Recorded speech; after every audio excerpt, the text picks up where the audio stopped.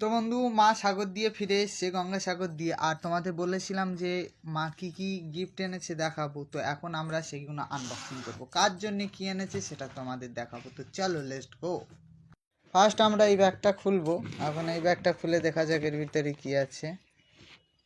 ও, এর ভিতর দিয়ে আবার একটা ব্যাগ বেরিয়েছে। কটা ব্যাগ লাগে?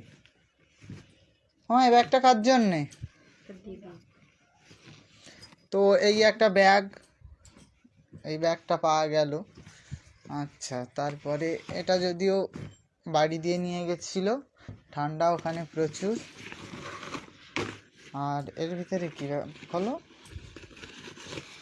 ও, এর ভিতর দিয়েই ঘটি পাওয়া গেছে।